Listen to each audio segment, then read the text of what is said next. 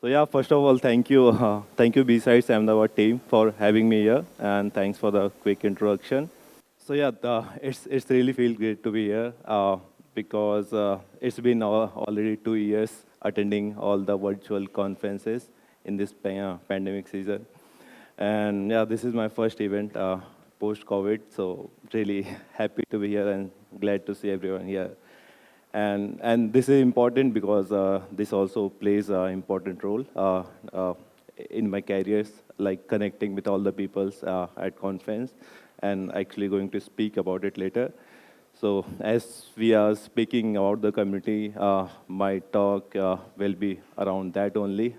I will be sharing how the community actually played a key important role in my career, since as an individual or as a company, and what actually matters and how it's impacted my whole career. So yeah, let's go about me.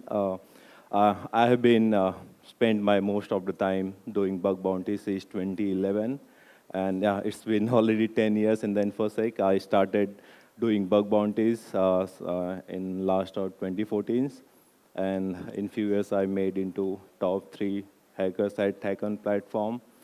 And later, working for Hackon was become a dream for me. And in 2017, I joined HackerOne team as a security analyst, where I was responsible for triaging web and mobile ghost reports. And then this is something we are doing as a part-time, the project discovery open source work. And yeah, at some point we decided to leave our current job to switch full-time project discovery. So yeah, I'm active on GitHub and Twitter, my code name Geekboy, all on the social media platforms. Uh, so this is actually how all started. This is me playing Counter Strike back in 2011, and actually I was good at studies in my schools. I after I completed my schools, I joined college, and it was a not good experience for me in college, since I was from vernacular medium, specifically Hindi state board. So I found it really hard to actually understand what's going on in those college lectures. So I started to bunk lectures and playing Counter-Strike in cyber cafes. That's how I started the computer gaming. And I met one of my friend in cyber cafe who also used to be ethical hacker trainer, Suraj. So he actually recommended or suggested me to do his training, as it might be something will be advantage for me doing my regular graduation. This might be some additional point for the futures as a career. So on that note, I decided to do that training.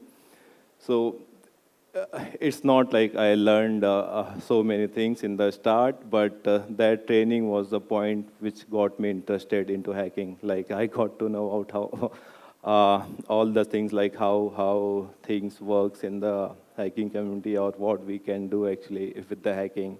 So that was a point where I got into actually hacking and curiosity. And so yeah, since then, like for next 3 years, I spent my all the time and nights researching about all the stuff I got to know from that training session. And yeah, spending mostly based on all the times in the researching and learning the stuff. And after 2 years, I noticed this Facebook post from Yogesh Modi, one of my friend who used to be active at that time in Facebook bug bounty programs. So at that time, I really had no idea like we can actually make money by doing hacking legally. So this was my first introduction to bug bounty. Like there is a concept called bug bounty. We can actually hack and report to companies, and they will actually reward you. So yeah, I was so happy and excited. So I quickly signed up on the HackOne platform and see how it works. I had experience of web hacking till 2 3 years before starting the bug bounty, but yeah, it was not as smooth as experience in doing bug bounty, since in the start we all used to struggle because we actually don't know how things work in the bug bounty, even you had experience. So if you're going from uh, if you're doing bug bounty and then later doing pen testing, then the experience on pen testing will be something different. So you always need to know about what actually doing. So even I had the experience of the web security. I really find it hard in the start, and yeah, it took me almost 6 months and 54 reports to actually find the first valid report on the hackathon platform. So yeah, that's all the time it took to get my first reward, and I was so happy at that time. And when I got that email and noticed I got first bounty, I was so happy, and I went out for went out from my home. And like in my parents' or home, they actually don't have idea of what I'm doing all the time on the hackathon. So I really had no one to express my feeling at that time. Like I'm so happy about getting these bounties. But yeah, it was really moment for the first time. It was actually rewarded by the Coinbase team. It was a simple issue related to rate limit. So when I got to know how things work in bug bounty, what actually matters to them. So basically, I started to looking for the issues which they actually take actions. Basically, looking around the activity on the hackathon platform, the kind of examples about the accepted report. So I started with the rate limit. Basically, they have the same prediction on the web, but in the mobile application, they are using different API without the protection they had on the web. So it was a simple issue. But yeah, when I got this bounty, I thought like, what what to do this bounty, since it's a first bounty. It was special for me, like how I should spend it. And since last 4 years, I started to join online communities, joining Facebook groups, making friends online. So I really wanted to meet everyone, like see actual faces, connect virtual profiles to real faces. So I really wanted to go to some conferences so we can meet. And at that time, NullCon was a one of well-known conference. So I quickly uh, went away and booked a NullCon ticket at that time. So it was $100 bounty. So I I took the 3,000 ticket for the conference and 3,000 for the traveling going Mumbai to Goa. So this is how I invested my first bounty, and it was really worth when I actually went and attend the conference. I met all of my friends who used to talk all the time on Facebook and all other platforms, and we actually made new friends as well. And that's why it's really important when you're actually working alone at home. It's not easy to be as collaborative and share stuff with others, but if you're meeting someone, you get more comfortable, you get to know each other. So that meeting or attending that conference actually changed a lot of things. I really got interested into doing bug bounties, and it became passion for me. And since then, uh, I spent my most of the time doing bug bounties, and in few years I reached into uh, top 3 position at Hackathon platform, and yeah, it was good uh, to being at that position. Currently, I am in the top 10, but yeah, since I'm not active anymore, since I'm now more focusing around the open source stuff. But yeah, this is how I started all around the bug bounty stuff. And yeah, since I was one of top hacker on the platform, a television news agency from New York-based company, they decided to include me in one hacker documentary. So they came all along from USA to Mumbai just to cover a story. And they really had a week scheduled interviews. Like they took interview at my home at Mumbai. They also went to my native place in UP. They were doing all the recordings in my village, like uh, flying drones and making videos. Like just imagine the scenario where no one in your family or village really had idea about what you actually do all the time on the computers, and now some foreigners coming to your village and making videos and doing all the things. That was really insane feeling and hard to actually make them understand like why they are here and what I'm doing. But yeah, and also after that, I was also invited to my first live hacking event hosted by HackerOne in Las Vegas, 2017 actually. And yeah, those are some moments from the conference and that documentary. Those are really great times to remember in my life. And yeah, since I mentioned like how HackerOne changed my life, or in terms of bug bounty, I really wanted to work for HackerOne. It was my dream job. And when I visited Las Vegas, I actually met CEO of HackerOne, Martin Mikos, and I expressed my desire, like how I like how much I feel and care and wanted to work with HackerOne so I can uh, help in whatever manner I can. So being one side of the community that is doing bug bounty as a bug hunter is one thing, and seeing the same space from the other side is also a whole different experience. So I actually wanted to see that experience as well to understand all the all the stuff around the bug bounty. And yeah, like in 2017, I joined HackerOne as a security analyst and did job for the three years. And yeah, this is all around how it went for the bug bounty.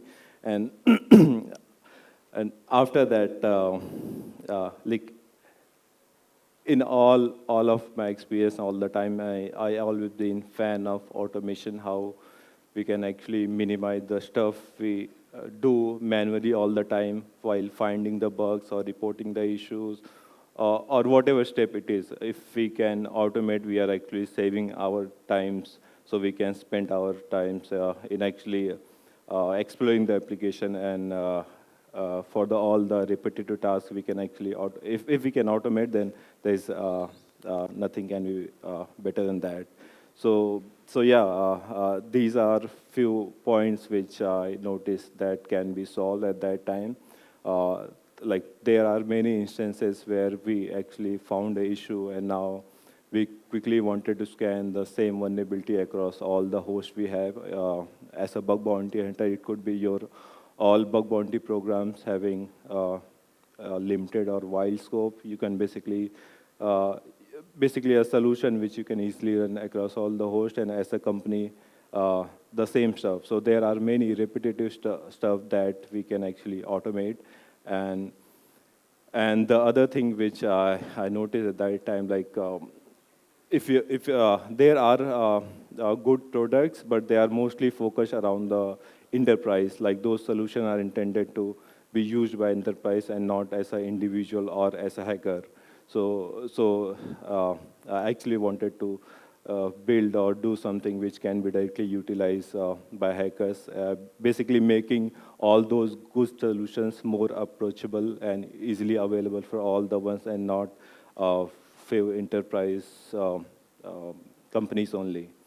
And there are many existing tools as well where they might be good running a single tool, but if you wanted to create a workflow utilizing multiple tools running in a pipeline, so then they not might be a user friendly in a manner where you can actually take input from one tools to pass to other tools. So there was these things which I noted down. Then this is something, if I if I ever get a chance, I will try to improve. Since I'm not a developer, I always had ideas, and yeah, I wanted to execute whenever I get chance. And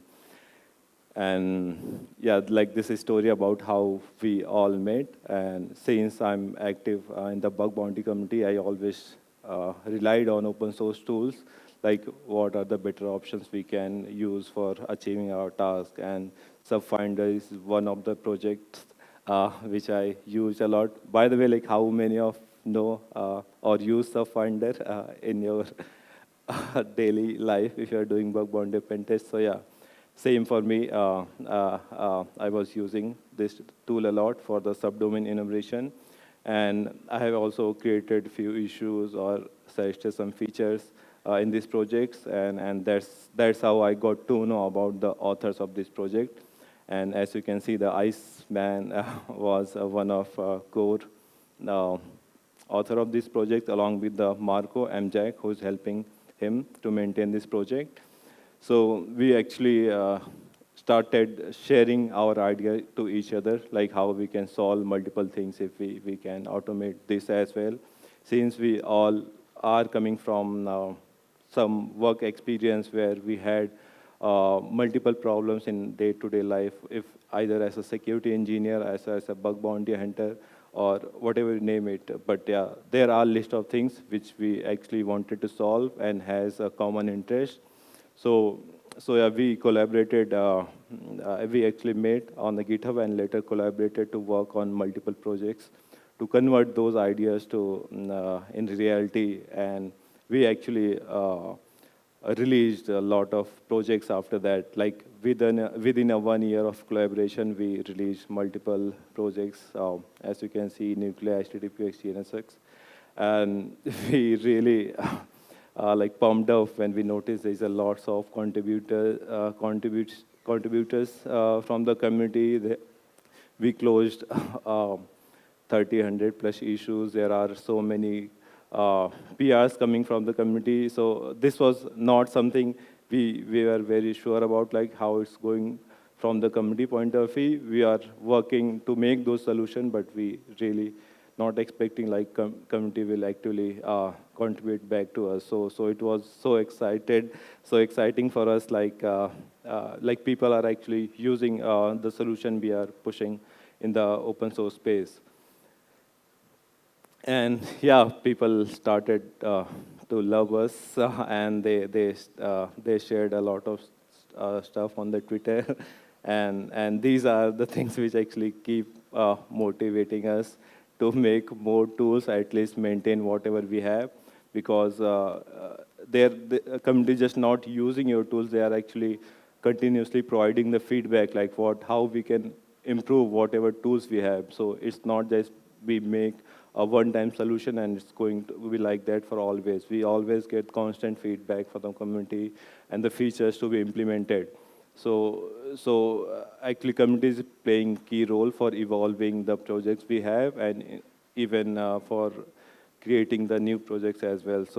We were really happy uh, to work with everyone involving around the projects. And yeah, as you can see, there are many uh, tweets around giving credit for whatever we have achieved and released in form of open source tools. And we also noticed like there is a good trend around lots of new users following to our all the projects we have released. So there was clear indication like people are actually using those solutions. And as these trends got picked by the users, we started to get emails from the investors, like they offered us to raise the funds so we can work on either commercial solution or whatever they wanted. But yeah, it was really crucial for us in terms of decision, because we were doing this as our part-time project and not something we are doing all the time. But we were so convinced by doing this that we wanted to continue with the same. But if we are raising any funds, then it's also additional responsibility, like what investors are expecting from us. And at the same time, we don't want to give up or stop what we are currently doing, that building more open source tools and not just jumping to building some commercial solution. So it was also important to pick a partner who actually understand the values of open source understand the importance and impact of it in the community. So yeah, that was a important call for us. And at the same time, as said, most of us were working as a full-time at somewhere. So leaving the full-time job and doing as a full-time is something also crucial. We all met on the GitHub. We like I still I still did not meet one of my co-founders from Brazil, but this is a story like we don't even met, but we started a company. So it was really crucial call to leave our current job to go full time on this. But we also know like if we are able to achieve this much of attention or like helping the community and making the great impact while doing some stuff in the part time, then what will happen if we are doing actually as a full time? So there will be lots of possibilities or things we can change. So we took that decision, and earlier this year we raised a fund and backed by some of great community members, including CISOs from Google, Twitter, HashiCorp, and the VPs from Netflix and Databricks. So yeah, this was story behind how I started doing bug bounties and eventually formed a company completely based on the open source and contribution, and where community actually played the key and importance role for constantly giving us feedback. And it's really important to actually, like, if we wanted to be successful as an individual, and if we know what we are doing, then we can do that. But if we wanted to make something which will impact everyone or at large scale, then we actually need to work together. And here, community is what made it possible. They always aligned with us around by sharing the constant feedback, bug feature requests, and all the stuff. And we always intend to work in a similar manner, keeping the community always on the priority. And yeah, I'm again thankful for all the stuff we have achieved with the community. And there are so many contributors around our projects. Actually, someone in the audience who is also a top nuclei templates contributor. So again, thank you everyone involving around the projects. And we actually, before raising the funds, we created a nice reel for showing all the team members like what kind of feedback we received from the community, and it was really a nice compiled video that I wanted to play right now. I will end my note on this. So let's see if it's working.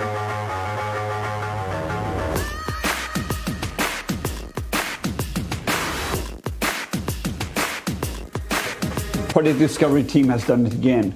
They did not only release one tool, they released two. Nuclei, which is the larger framework in which the subdomain checks are in, the new one, is absolutely amazing. It is one of the coolest pieces of scanning tech to come out for a while. That team is on fire. Team behind Project Discovery hasn't really been chilling lately. They've been working really hard on putting out some great Go-based tools. They are the creators of Subfinder, Nabu, Shuffle DNS, and DNS Probe. All these are super great tools. Like when you look at a lot of the major, like really kind of popular hacking tools that have come out recently, they're actually groups that are releasing them, and Project Discovery is one of those groups. You know, look for over 687 different regexes to see if it matches. ये तमाम folder के अंदर जितने भी हमारे पास template हैं, उन तमाम टेम्पलेट्स को इस डोमेन्स पर रन करवाएगा. और Now I'm going to do a little plug for Nuclei Scanner because I think it's one of the future of web app scanning. Project Discovery just recently dropped a new update to the Nuclei framework. And this is a huge speed improvement. If I'm reading this data right, the new one should do it in less than a second. And if that's even remotely possible, I would say that's an insane speed improvement. The one that's unreleased that a lot of people are talking about is Project Discovery's framework. And this is, they don't have a name for it yet. I can't remember if they give a name to it. But you can see that it looks super slick, right? Project Discovery is working on one of these. It's unreleased, but they've released a lot of the tools that are going into the engine. So Nuclei is kind of the first step of mass exploitation. I've been promoting Nuclei in various places ever since I found out about it, just because I think these community-driven tools are essential, right? Not just for bug bounty hunting. I mean, I really feel for InfoSec, like we need more community-driven tools. Nuclei is going to be like the Metasploit of web hacking. We haven't really had something like this where you can make your own checks. The checks are extensible and easy to write. The framework is distributed. You know, they're releasing checks all the time. They're releasing tool functions all the time. Super cool, and I love this kind of community contribution toolkits that the Project Discovery team are dropping. Super inspirational. Good stuff.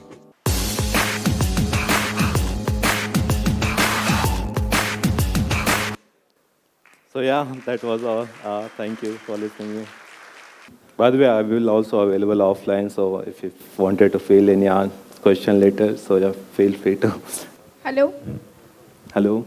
Hello, sir. Hi. Sir, I read that some vulnerabilities like SQL injection and cross-site scripting can be prevented by web application firewalls. So, applying such kind of approach is how much effective? Can you explain something about that?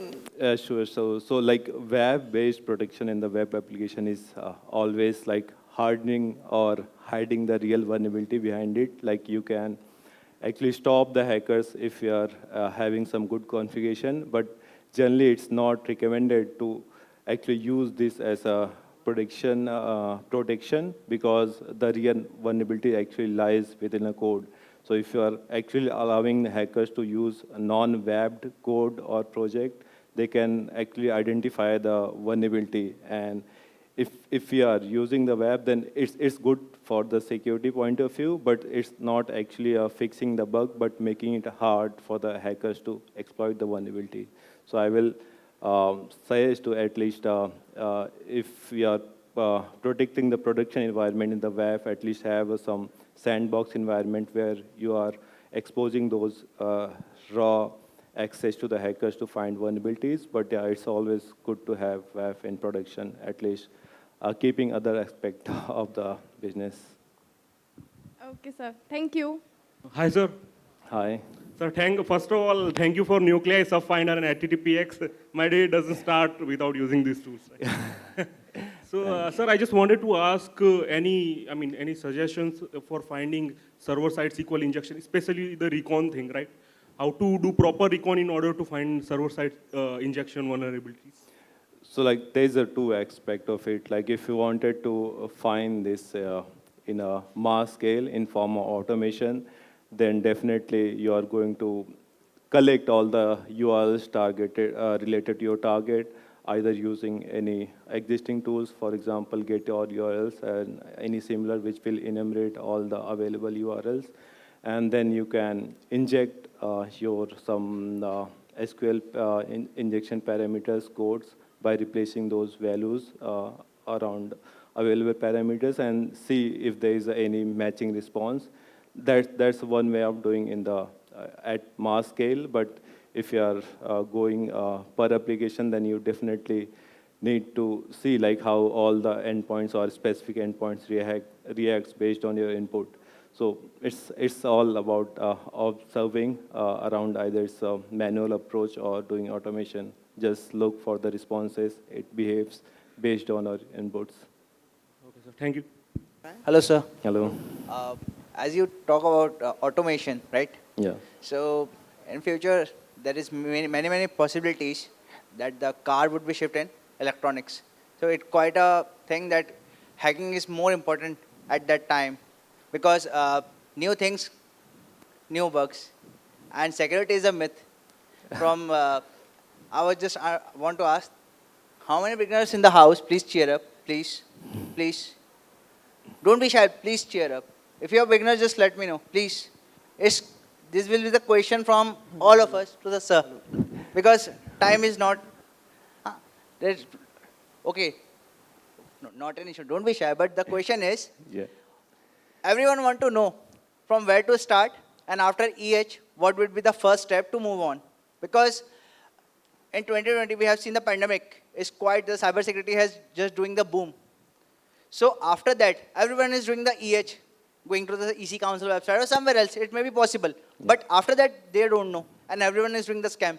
So please let us know how can just we prevent this scam and can be a good ethical hacker or maybe a penetration tester in the future? Definitely a good question. Thank you, sir.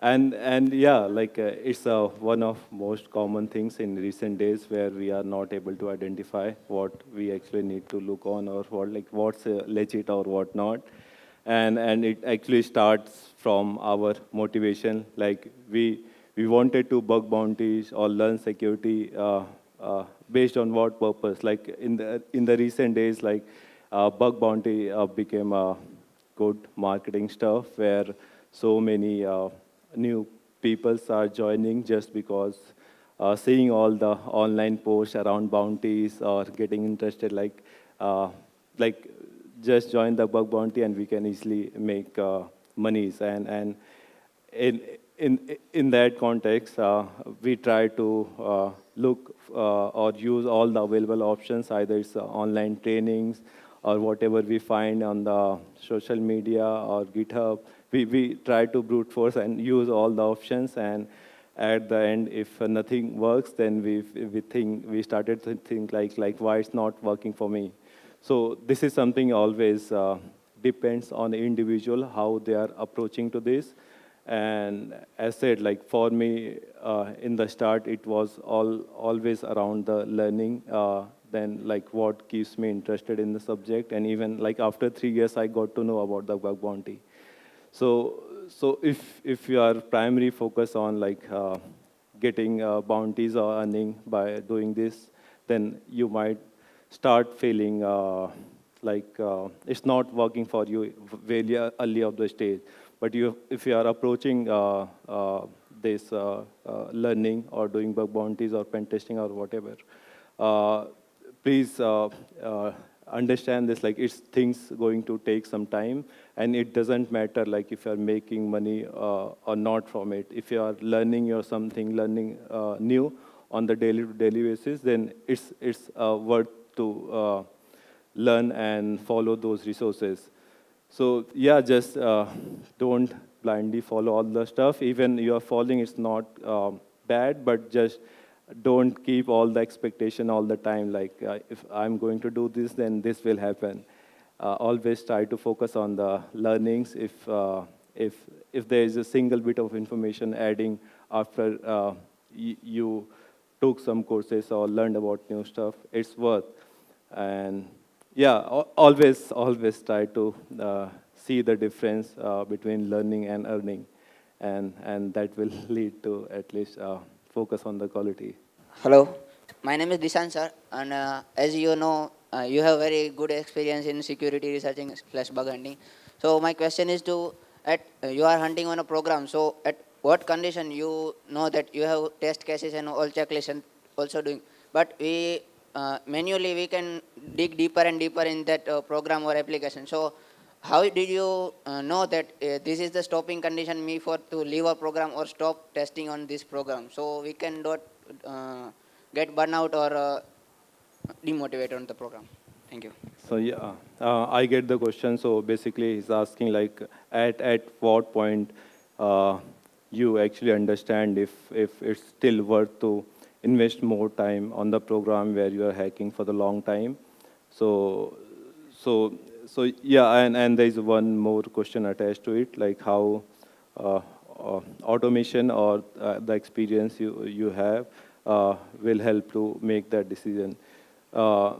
This might be a little bit unrelated to question, but it's important. I wanted to mention that there is a conception about doing performing testing as a manual or as in automated manner. But the thing is, like it doesn't have to one of them.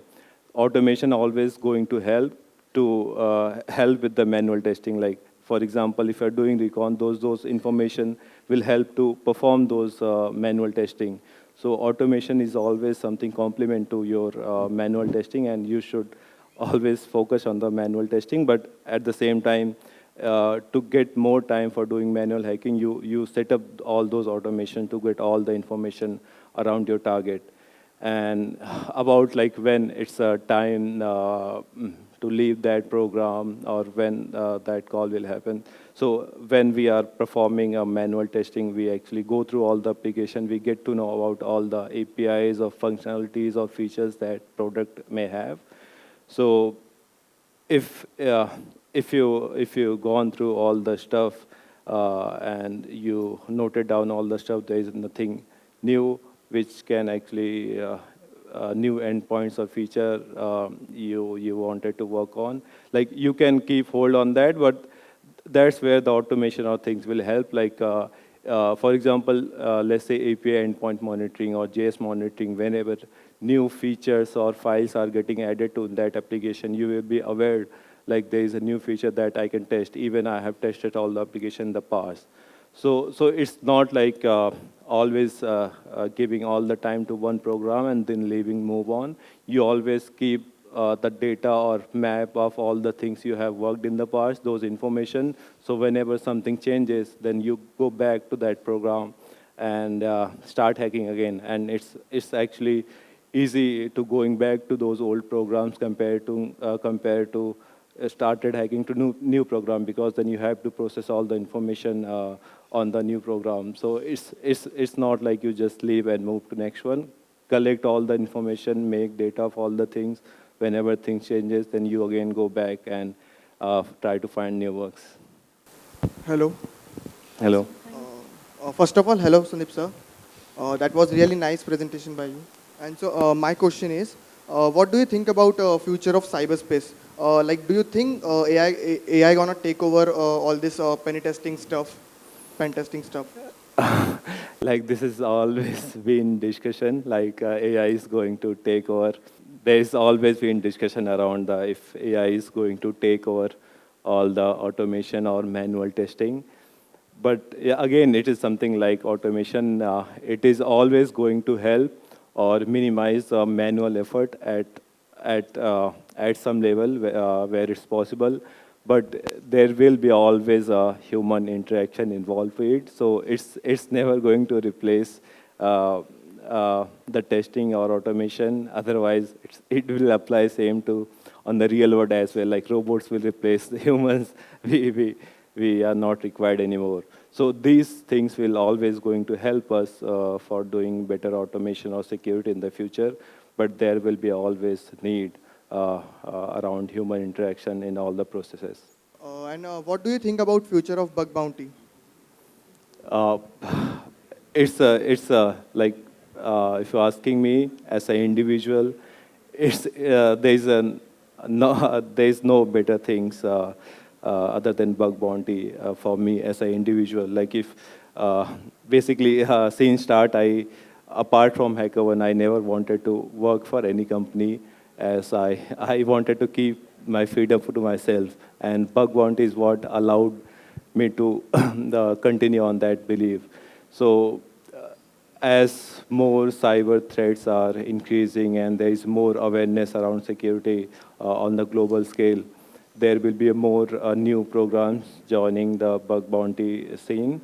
So there will be a more demand than now around the researchers, or more program will be like short of government will make it mandatory to have bug bounty programs. So it will always going to good from the researcher's point of view. Like there is so much scope to improve in this field, even as a platform or program.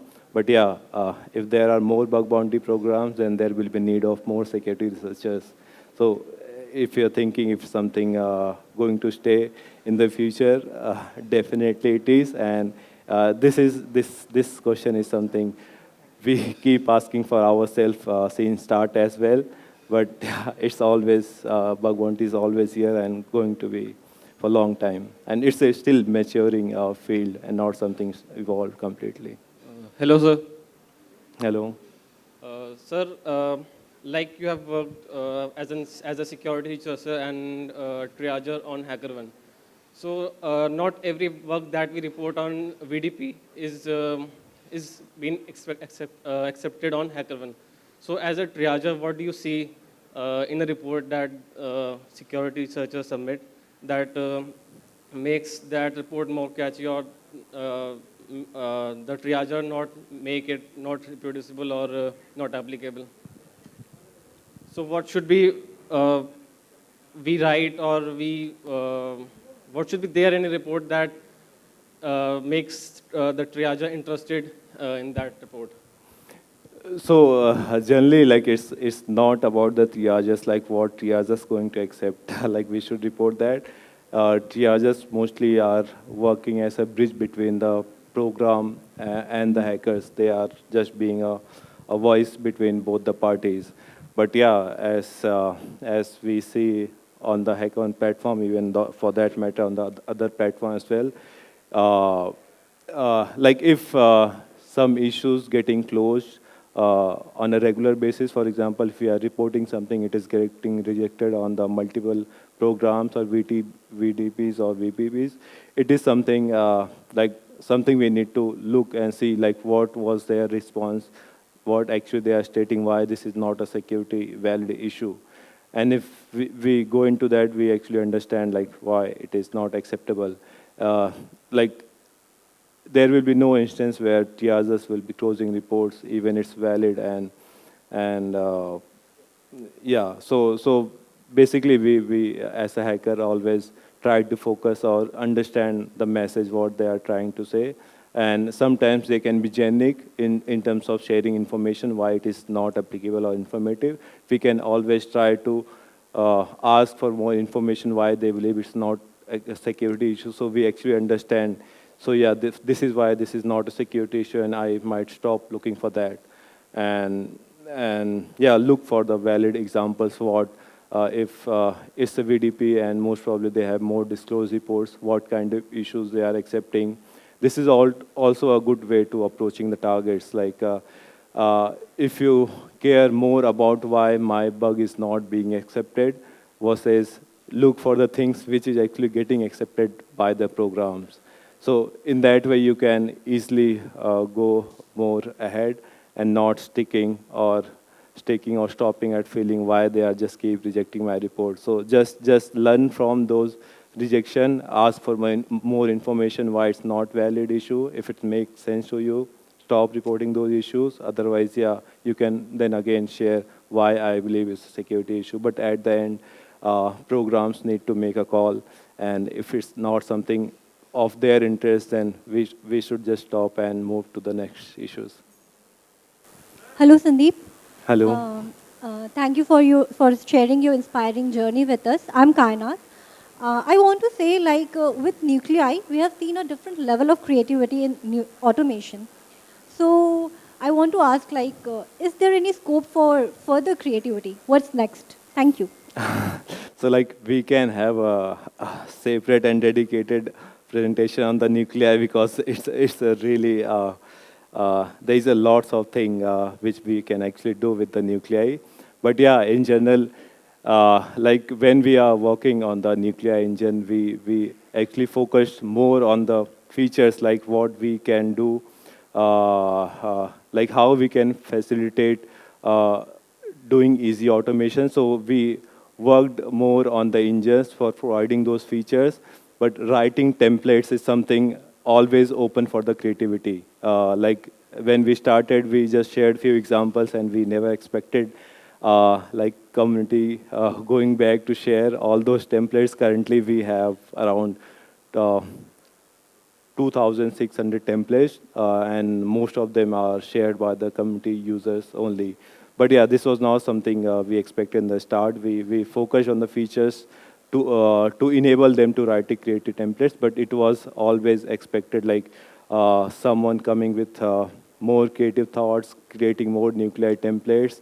And there are many templates which we notice, like we never imagined from ourselves, like we can actually convert these steps into form of templates. And this is also beauty of working with the community. You also learn from them, even you're working on that project so closely. So in terms of creativity, like we can do a lot of stuff with the template. We just need to keep exploring what features Nuclei support and write more checks on the top of it. Hello. Hello. Yeah. I have one question. Like, as per my experience for doing bug bounties on different platforms, like so many times I see like I report a valid security vulnerability with a very good reproduce step, and in next 5 minutes or 10, the report got rejected by the team, right? And then we are started discussing on that report, like where is the issue or something else. Someone join another from someone team, and they after that they reproduce the report, and it's a valid one. Mm. So my question is like how they can understand in 5 minutes or 10 minutes like this report is directly not applicable or something. And after that, I mean, I'm not sharing about one report. I have so many reports where I have faced the same experience. So if after it will be a valid one and it will be a critical one and having a good bounty with that, then in backend team, as a triager, they have some kind of discussion like they are taking action on that person, like why you are, or what will be the activity like in backend, if you can answer. So yeah, this is one of most common issues, or let's say problems many researchers faced. Even I have experienced myself as well. But yeah, it's very simple to understand like why things might go in that direction. So like when we report stuff, something to program, and that program having a TR service, any of the platform. So it might not be necessary that triage actually understand all the stuff like the real program users who are actually building those stuff know the impact. So it might be possible at first attempt the triager did not understand the impact from impact point of view. But as you said, those bugs were accepted later after communicating with the team. So the team might be intervened and they change the status of the report or accepted and rewarded bounty. But yeah, it's really possible when you are dealing with so many reports, so many platforms, so many programs. It's possible there will be cases where the triagers might overlook the issue at the start. But yeah, but that's why like mistakes can be happen all the times, and this is something platforms need to be care about. But as we know, all the humans are involved on the side. We also do mistakes, so they can also. And what's important is like we try to communicate or highlight that information to triager or the program. And if it went well, then it means like the program is also listening on that side, and you are good to stick with that platform. But yeah, if we care more about why this is working in this way, this is not right, we might stop at some point or not go along with that program. So generally, like I will suggest, if we wanted to do bug bounties or stuff for the longer term, we should less care about these stuff. We got to know about some problems and we know it's not working well for us at that program or platform. We can just move on. There are so many programs, options available. So yeah, it's open place. If it's not working something well, just move to next program. But yeah, this is again something platforms need to care about, and always open to listen, take feedbacks from the community, and try to improve the experience between both the side.